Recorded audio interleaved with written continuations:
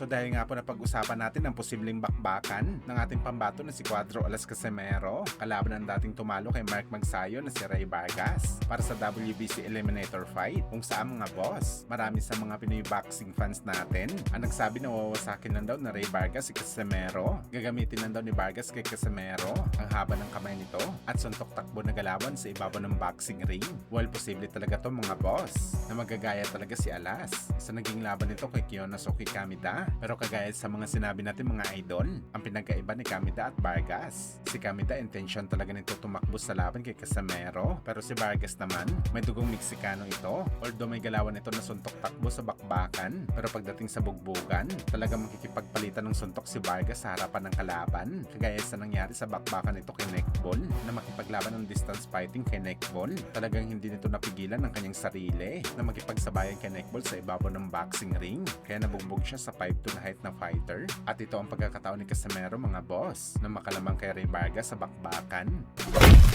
Samantala marami nga po ang nagsabi na isang bad news para sa ating pamansang kamao Manny Pacquiao. Ang balita na nag-start na daw ng pag-uusap ang kampo ni Devin Haney kalaban si Liam Paro para sa kanilang unification fight matapos umatras si Keishan Davis kay Devin Haney. Sa mga hindi po nakakaalam mga boss, naghayag na po ng interes ang kampo ng IBF champion na si Paro na gusto nila palagan si Pacman sa bakbakan, pero bigla ito naglaho mga boss at napunta na si Paro kay Boy Ilong. Pero gayon pa man mga idol, para sa atin hindi talaga ito bad news para kay Pacman. Sa totoo lang good news pa ito mga boss. Hintayin na lang muna ni Pacman na maglaban ng dalawang kampyon, saka nito hamunin na mananalo sa dalawa. Mas mainam ito mga idol dahil hindi lang basta IBF title ang nakataya sa muling pagbabalik ni Pacman. Posible masama na rin dito ang WBO unification fight para kay Boss Manny. Ang kinagandahan dito mga idol, top rated fighter pa si Manny Pacquiao sa WBO title, kaya hindi talaga mahirap na mapalaban siya dito. Abangan natin to mga idol. Kung matuloy man ang laban ni Paro at Devin Haney, malamang gaganapin ito sa October at sakto ito sa pagbabalik ni Pacman sa 2027. Meron na unified champion na pwede ito labanan.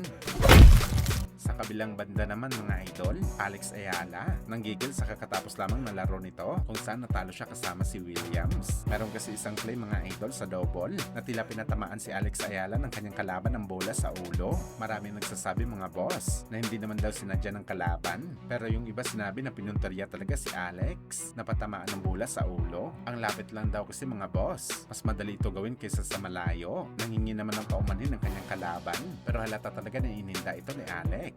At talagang nanggigil ang Pinay tennis superstar.